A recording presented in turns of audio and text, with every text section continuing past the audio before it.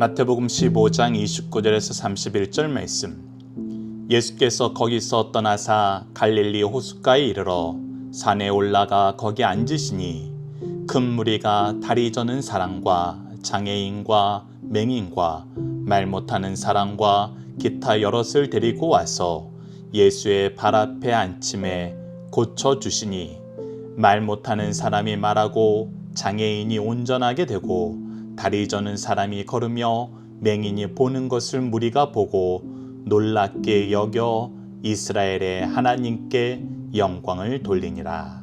아멘. 안녕하세요. 승리한산 가족 여러분, 그리고 강성성경연구원 여러분, 오늘은 마태복음 83강으로 마태복음 15장 29절에서 31절 말씀을 무리를 불쌍히 여기시는 예수님의 사랑이라는 제목으로 함께 말씀을 나누도록 하겠습니다. 승리한산 박윤일 목사님의 구속서로 조망한 성경연속 강해집을 통해서 편집이 되어 있고요. 저희들이 현재 나누고 있는 15장 말씀은 마태복음 3권을 통해서 편집이 되어 있습니다. 자, 본문 말씀을 보도록 하겠습니다. 29절입니다. 예수께서 거기서 떠나사 갈릴리 호숫가에 이르러 산에 올라가 앉으시니 라고 기록되어 있습니다. 자, 이 부분에 대해서 우리가 정확하게 이해하기 위해서는 평행 말씀인 마가복음 7장 31절을 보는 것이 중요합니다. 자, 마가복음 7장 31절을 보도록 하겠습니다. 예수께서 다시 두로 지방에서 나와 시돈을 지나고 데가볼리 지방을 통과하여 갈릴리 호수에 이르시매 라고 기록되어 있습니다. 자, 예수님께서는 지금 갈릴리 지역 북쪽에 있는 이방 지역인 두로와 시돈에 계십니다. 그런데 이 돌아오는 길을 마가복음 7장 31절을 통해서 우리가 확인하게 되면 어떻게 보이냐면 두로를 거쳐서 시돈으로 가고 데가볼리로 가신다는, 데가볼리는 어느 쪽이냐면 바로 갈릴리 동편 남부에 해당하는 지역입니다. 예전에 예수님에 대해서 사람들이 비난을 할 때 갈릴리에서 나사렛에서 어느 선한 것이 나오겠느냐라고 했을 때 그 배경 지식이 무엇이냐면 갈릴리는 이방과 접경하고 있어서 많은 혼합된 문화가 그 자리에 강하게 자리 잡고 있어서 영적으로 타락한 지역의 대명사라고 했습니다. 그래서 이 지역은 이방인과 접경 지역이었고 이방인들과 많은 교류가 있던 곳입니다.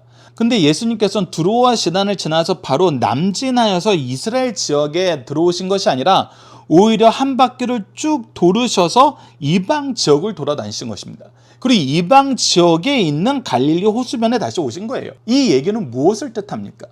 예수님께서 이방 지역으로 가셨을 때 그곳에서 이적을 나타내길 원치 않으셨으나 믿음으로 나오는 자들에게 하나님의 은혜를 베푸시고 그 이후에 계속 무엇을 하신 거예요? 그 지역을 돌아다니시면서 연약한 자를 돌보신 거란 것입니다. 그래서 예수님의 이방인들에 대한 사역은 이 가나안 여인에서 딱 끝난 것이 아니라 계속 이어진 것을 볼 수 있어요. 즉 믿음의 역사로 말미암아 이 시기가 앞당겨진 것을 우리가 확인하게 되는 것이죠. 그래서 첫 번째 문제, 예수님은 누구를 위한 사역을 이어나가고 계시나요? 마가복음 7장 31절을 통해서 우리가 확인할 수 있는 것은 무엇이냐면 이방인들을 위한 사역을 계속 이어나가셨다는 것입니다. 이방인에게 예수님의 복음을 전파하고 계신다는 거예요. 우리가 두 번째 단락 30절을 보면 이것이 좀 더 자세히 드러납니다. 큰 무리가 다리 저는 사람과 장애인과 맹인과 말 못하는 사람과 기타 여럿을 데리고 와서 예수의 발 앞에 앉히시니 어떻게 하세요? 고쳐주십니다. 고쳐주셨어요. 즉 예수님께서 이방 땅에서 구원의 은혜를 베푸는 걸 멈추지 않았어요. 이것은 예수님께서 이스라엘 민족에 보내신 것과 동일하고 하나님께서 우리에게 주시고자 하시는 은혜가 이스라엘에게만 멈춰지지 않는 것, 이스라엘에게만 제한적으로 허용된 것이 아니라는 것을 우리에게 가르쳐줍니다. 우리가 함께 묵상할 말씀을 통해서 다시 한번 보도록 하겠습니다. 예수님께서 항상 연약한 자를 돌보셨습니다. 마태복음 12장 20절을 보십시오. 상한 갈대를 꺾지 아니하며 꺼져가는 심지를 끄지 아니하시기를 심판하여 이길 때까지 하리니. 앞서 나눈 거지만 예수님께서는 상한 갈대 꺾지 않으세요. 꺼져가는 심지 끄지 않으세요. 도리어 어떻게 하세요? 심판하여 이길 때까지 이들을 보호하세요. 즉 우리가 승리를 경험할 때까지 우리의 연약함을 지켜주시는 분이 바로 예수님이란 겁니다. 예수 그리스도의 사역은 연약한 자를 돌보는 거예요. 연약한 자를 세우는 거예요. 부족한 자를 채우는 겁니다. 생명을 주는 거예요. 그리고 이 모든 역사는 구약에 예언된 역사였어요.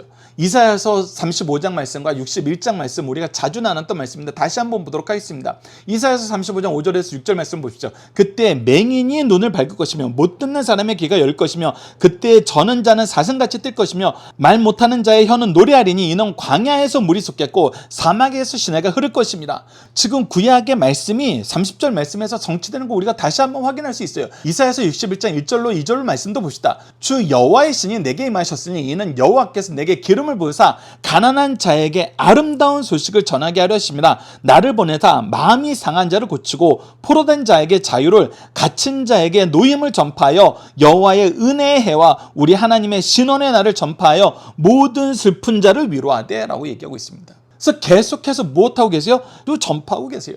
지금 하나님의 은혜 때가 왔다고 말씀하고 계시는 거예요. 지금 이 이방 땅에서도 이 말씀의 역사를 멈추지 않으세요. 선포하심의 역사를 멈추지 않고 가르침의 역사를 멈추지 않으세요. 그런데 오늘 본문 말씀과 평행 말씀을 보면은 들을 수 없는 자들에게 특별히 더 구체적인 사랑의 역사를 베푸시는 예수님을 보게 됩니다. 왜? 그들이 들어야 되는데 듣지 못하는 상태에 있기 때문에. 평행 말씀인 마가복음 7장 32절로 35절 봅시다. 사람들이 귀 먹고 말 더듬는 자를 데리고, 지금 귀가 먹었기 때문에 듣질 못해요. 예수님의 복음의 말씀을 접하지 못하고 있어요. 말을 더듬기 때문에 예수님을 선포할 수 없어요. 받아들일 수도 없고 나눌 수도 없어요. 가장 심각한 상태죠. 그래서 예수님이 이 사람에게 특별한 은혜를 베푸십니다. 보십시오. 예수께 나와 안수하여 주시길 간구하거늘, 특히 안수하여 주시길 간구한다는 이 말씀 안에 무엇이 있는 거예요? 예수님은 하실 수 있습니다. 지금 무엇으로 나온 거예요? 믿음으로 나온 거예요. 믿음으로 나온 거예요. 그리고 어떻게 해서 예수께서 그 사람을 따로 데리고 무리를 떠나사 손가락으로 그 양 귀에 넣고 침을 뱉어 그 혀에 손을 대시며 하늘로 우러러 탄식하시며 왜 탄식하는 거예요? 구원의 말씀이 선포되고 있고 우리의 억울함을 풀어주는 회복의 역사가 선포되고 있고 은혜의 역사가 선포되고 있는데 이것을 누리지 못하기 때문에 탄식하시는 거거든요. 그리고 그것을 이제 누릴 수 있도록 고쳐주시는 거예요. 그에게 이르시되 에바다 하시니 이는 열리라는 뜻이라. 그가 귀가 열리고 혀가 맺힌 것이 곧 풀려 말이 분명하여졌더니. 말이 분명하여졌어요. 그래서 듣는 거, 말하는 거, 이거는 너무나 중요합니다. 이런 자들에게 더 큰 위로와 더 큰 사랑을, 더 큰 관심을, 더 큰 은혜의 역사를 베푸는 것이 바로 예수님이었고, 우리 또한 그들을 위해서 이 은혜의 역사를 선포하는데, 이 은혜의 역사를 들을 수 있도록 수고하는 삶을 살아야 돼요. 그것이 어디 기록되어 있습니까? 바로 로마서 10장 13절에서 15절에 기록되어 있죠. 누구든지 주의 이름을 부르는 자는 구원을 받으리요. 근데 어떤 사람이 주의 이름을 부를 수 있어요? 바로 믿는 사람들이 주의 이름을 부를 수 있어요. 근데 믿는 사람들은 어떻게 믿을 수 있어요? 들었기 때문에 믿을 수 있어요. 그래서 듣지 못한 이를 어찌 믿으리요? 그리고 듣는다는 것은 어떻게 해야 들을 수 있는 거예요? 전파하는 자가 있었기 때문에 들을 수 있는 거예요. 그리고 전파하는 자가 있었다는 건 뭐예요? 이들이 들을 수 있도록 전파하도록 누군가 보내심을 받았다는 거예요. 그래서 성경에서 무엇이라고 기록되어 있어요? 기록된 바 아름답도다 좋은 소식을 전하는 자들의 발이여 한가 같으니라. 그래서 전하는 사람이 너무나 중요하다는 겁니다. 예수님처럼 가서 전하고 오는 사람들에게 전하고 듣지 못하고 말하지 못하는 자를 회복시켜서 듣게 하고 고백하고 그도 나가서 누군가에게 전파하게 하고, 이것이 믿음의 계승의 역사라고 합니다. 이것이 믿음의 가문과 교회가 해야 되는 가장 중요한 사명이라는 것입니다. 그래서 두 번째 문제, 예수님은 무엇을 이루는 삶을 살고 계시나요? 구약에 예언된 예언을 성취하는 삶을 살고 계시고 하나님의 구원의 역사가 선포되고 모든 사람들에게 적용되도록 회복시키는 회복의 역사가 지금 이루어지고 있다는 것입니다. 자, 마지막 31절입니다. 말 못하는 사람이 말하고 장애인이 온전하게 되고 다리 저는 사람이 걸으며 맹인이 보는 것을 무리가 보고 놀랍게 여겨. 자, 이것이 지금 앞서 우리가 이사야서 말씀에서 성취되었던 그것인데 그것이 바로 30절에서 이루어진 그대로 이루어진 거예요. 근데 이것을 보고 어떤 역사가 일어나는 거예요? 이스라엘의 하나님께 영광을 돌리니라. 앞서 우리가 지도를 그리면서 말씀드렸던 것처럼 지금 여기가 어디예요? 이방 지역이에요. 그래서 지금 이것을 보고 이것을 경험하고 이것을 즐거워하는 사람들은 이스라엘 사람들이 아니에요. 근데 그들이 어떻게 해요? 이스라엘의 하나님께 영광을 돌린다는 거예요. 예수 그리스도를 우리가 만나고 예수 그리스도를 믿는 믿음 안에서 그의 역사를 경험하면은 하나님께 영광을 돌릴 수밖에 없습니다. 이것은 사가랴의 기도를 통해서 이미 선언되었던 거예요. 예수님이 앞으로 어떤 일을 하실지 바로 세례 요한의 아버지가 이렇게 기도합니다. 누가복음 1장 68절로 75절입니다. 찬송하리로다 주 이스라엘의 하나님이여 그 백성을 돌보사 속량하시며. 우리를 속량하시는 하나님을 찬송하게 됩니다. 우리를 위하여 구원의 뿔을 그 종 다윗의 집에 일으키셨으니 우리를 위한 구원의 뿔 즉 구원의 권능자를 약속하셨던 대로 다윗의 가문을 통해서 우리에게 보내주셨어요. 이것은 주께서 예로부터 거룩한 선지자의 입으로 말씀하신 바와 같이 하나님께서 선지자를 통해서 미리 보내시기로 약속하신 그 말씀이 성취된 거란 거예요. 우리 원수에게서와 우리를 미워하는 모든 자의 손에서 구원하시는 일이라. 그래서 이분이 구원의 역사를 이루어 주신다는 거예요. 우리 조상을 긍휼히 여기시며, 이것은 우리 조상을 긍휼히 여기신 하나님의 은혜의 역사이고 그 거룩한 언약을 기억하셨습니다. 그때 우리에게 주신 약속을, 구원의 약속을 이루신 거란 겁니다. 곧 우리 조상 아브라함에게 하신 맹세라, 아브라함을 통해서 복의 근원이 되게 하시겠다는 이 말씀의 성취가 이루어지고 있다는 거예요. 그래서 모든 민족이 구원을 받게 되는, 이 복을 누리게 되는 은혜의 역사입니다. 우리가 원수의 손에서 건짐을 받고, 특히 이 원수는 궁극적인 사탄의 세력, 죽음의 세력까지도 포함하고 있습니다.